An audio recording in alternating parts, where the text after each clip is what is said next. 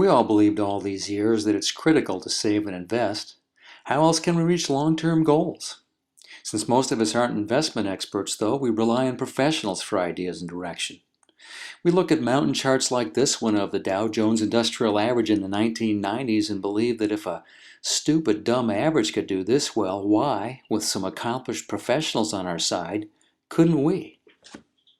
So we put all our savings in 401ks and IRAs and even sophisticated property programs and all the other vehicles and ideas hailed by Wall Street, investment publications, and other professional advisors, believing that those big, juicy double-digit gains would show up in our accounts just like they did in the official publications. So, with all this expert advice and direction and all our faithful efforts to follow it to the letter, why have the results been so disappointing?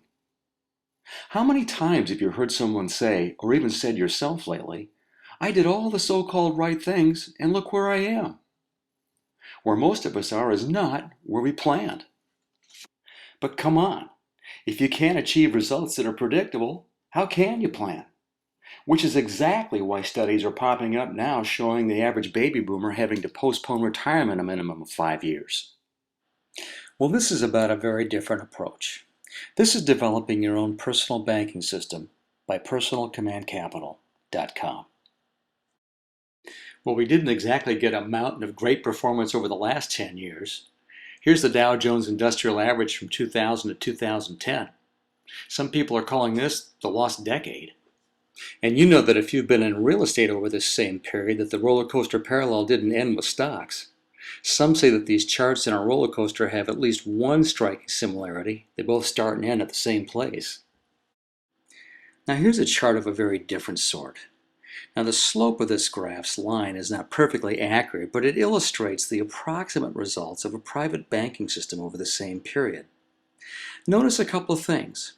First, it only goes up, never down, and never sideways. And that's because people who own well-designed private banking systems don't experience down or flat results. Now, you know we have to say here that no one can predict what the future can hold for anyone with a private banking system, but the pattern you see on this chart reflects people's experience over 100 years. So that includes a couple of world wars and the Great Depression. The second thing you can see by the slope of this line is that the growth of a private banking system is very predictable. It actually has locked-in values that enable you to honestly make plans for the future. People who own private banking systems just don't get upsetting news or distressing surprises.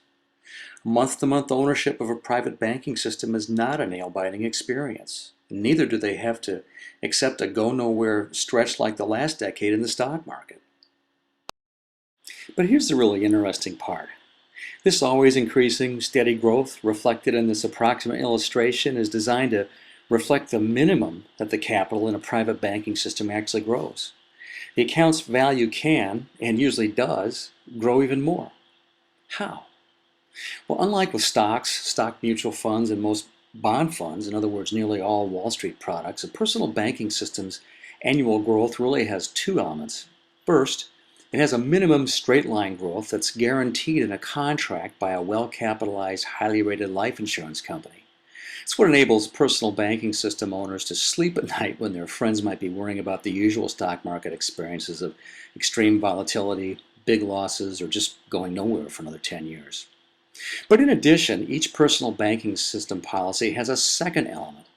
It has a special rider which accelerates the growth of the cash in the policy many times faster than the cash in the conventional type policies that the big TV financial gurus love to bash. So who should consider learning all about a private banking system?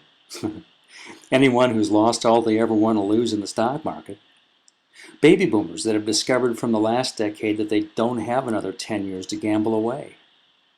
People who might also own stocks, but who have learned that they also need a steady, dependable backstop that they can count on. And finally, here's a group of people who will enjoy using a private banking system. The ones who would love to find a way to conserve the cash they're paying out now for big-ticket expenditures. Now, we haven't talked about how a private banking system can do that yet, but that's what you'll learn in the next video.